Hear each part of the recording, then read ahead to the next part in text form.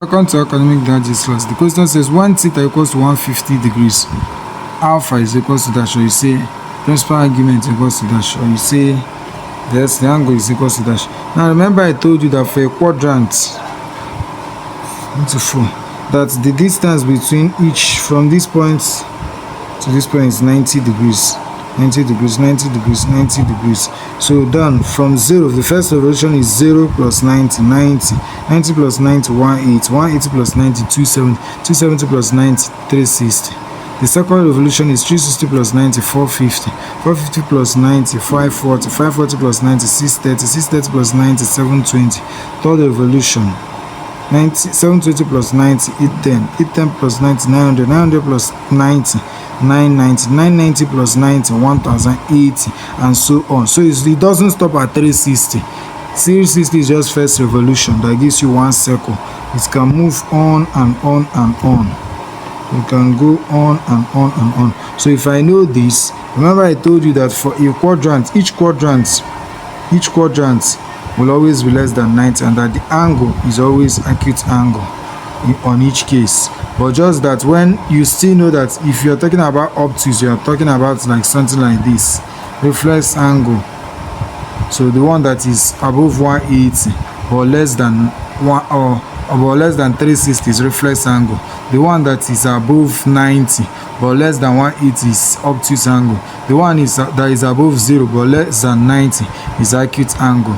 The one that is exactly 360 is full angle. The one that is exactly 180 is a straight line. So if I know this, it's important to use your pen and copy all these things down. So if I know this, in the first quadrant, the formula for alpha is 90. Second quadrant, the formula for alpha is 180 minus theta. That is right here. In the third quadrant, alpha is equals to 180 minus theta, or you say theta is equals to 180 plus alpha. So if I know this, in the fourth quadrant, okay, yes.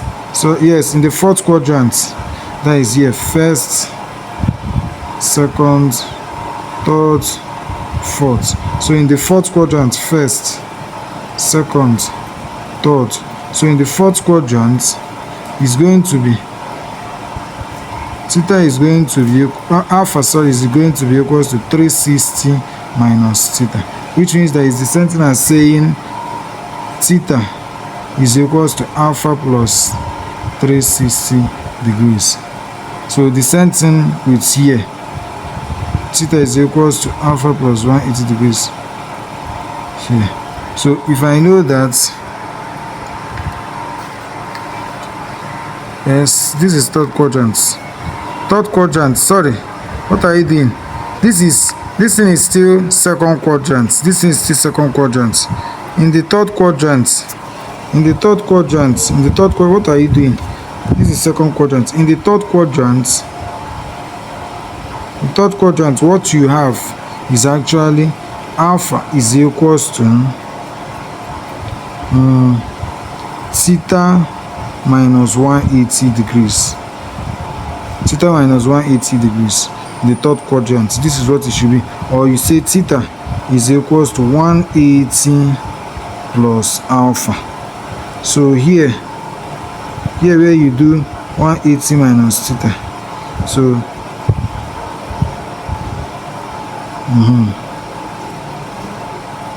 alpha is equals to theta minus 180.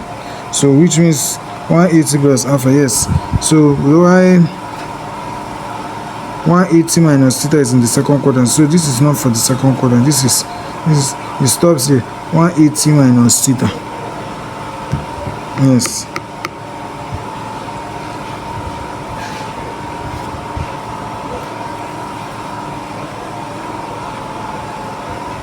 So if I know this,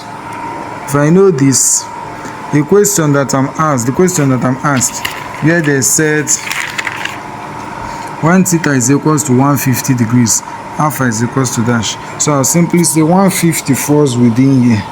So it's in the second quadrant. And in the second quadrant, we use 180 minus 180. Alpha is equals to 180 minus theta. 180 minus theta. And that means that to find the alpha, I'll simply say 180 degrees minus theta that I'm giving is 150 degrees. So alpha is equals to 30 degrees. So you can see that means that angle falls in the first quadrant, this one. And you can remember that 150 degrees is equals to 30 degrees. Just that the signs are different. 150 goes this way, 30 goes this way. So but since AS in the first quadrant and first and second quadrants, sign is positive.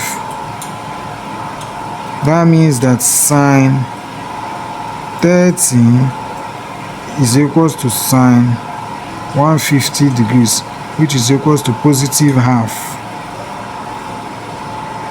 But in the third quadrant and the fourth quadrant, sine is negative in the third and fourth quadrants. So that means that sine, and we need to now check, since I've gotten this, we need to now check what is the equivalence of 150 and 30 in the third and fourth quadrant. So if I have this to be 30 degrees and I have this to be 150 degrees, what it simply means is that if this is 180 degrees and this is 0 and this is 270 degrees, in the third quadrant, to find the third quadrant, all I just need to do is to say 180 plus alpha, which is this. If you remember, theta is equals to 180 plus alpha, and we got alpha to be 30 degrees. In the third quadrant, to find theta, just do 180 plus alpha. So remember we do, so 180 plus alpha, that is 180 plus alpha. Alpha is 30 degrees, so that should give me 210.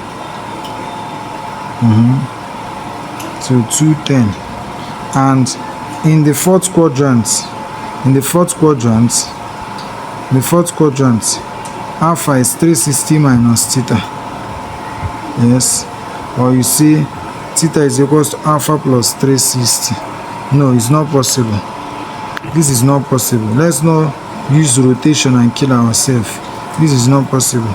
So alpha here is 360 is here. So 360 minus alpha, 360 minus alpha, or 360 minus theta, which is yes, that is to find it in the fourth quadrant. 360 minus alpha or theta, the angle that is like this. So notice here it is alpha, here is also alpha.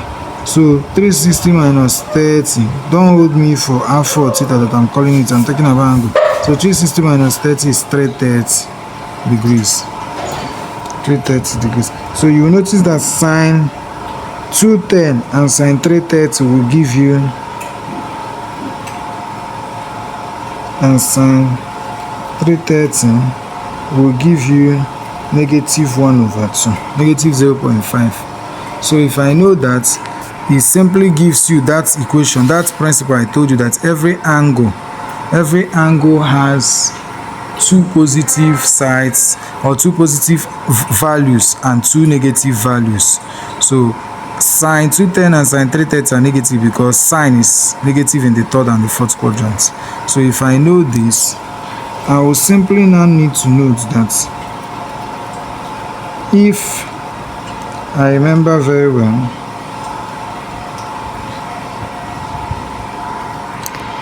if you remember very well, you see that in this part of this question where they said when theta, question 8, when theta equals to 280 degrees, alpha is dash.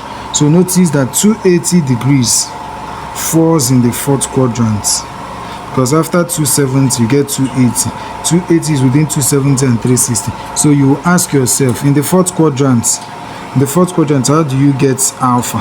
So it's simply by doing 360 minus the angle you are given, and the angle I'm given here is simply 280. So I will do 360 minus 280. So if I remove 80 from 300, I'm getting 20. If I put the 20 to 60, I'm getting 80. So you see 80 degrees. 80 degrees. So I'm using sine, for example. Just the way I've gotten sine, you can go on and get the cos, you can go on and get the tan, cosec, secant, and the cotangent. So so 80 degrees, which means that 280 degrees is equals to 80 degrees. But now notice something, this 280 degrees and 80 degrees, this one falls in the fourth quadrant, and by numbering 80 falls between 0 to 90, so this falls in the first quadrant because 80 is below 90, first quadrant. Now I'll ask myself to find this in the third quadrant and the fourth quadrant, in the third and second quadrant. How do I go about it? Now I will simply say, since the first quadrant, so I've gotten the value for fourth quadrant and first quadrant.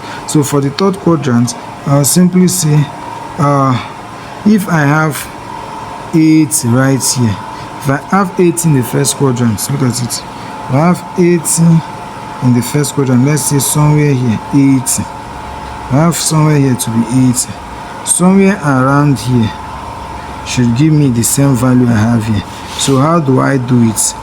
How to do that will simply be by doing 180. That is 90 plus 90 minus 80. 90 minus 80 is equals to 10 degrees. That means that if I have the whole of this angle to be 80 degrees, the whole of the angle here is 10 degrees. So also, if I'm able to get out 10 degrees up here, the whole of this angle remaining is also 80 degrees, but I can't call it the 80 degrees because this side is 180 degrees, which means that what I just need to do is to say 180 minus 80. 180 minus 80. So by the time I do 180 minus 80, I'm around 100 here. So you can see that this angle here is 100. So you can see that the angle from this end to this end is 100 degrees, and it gives you the same angle with 80 degrees. So, or another way to do it is to say, since you have 90 here, 90 plus 10 here is this angle. That means 90 plus 10 this way is this angle. So you have to be constructive when you have such an angle to find it in the second quadrant. So you can see that in the second quadrant 100 degrees is it. So second quadrant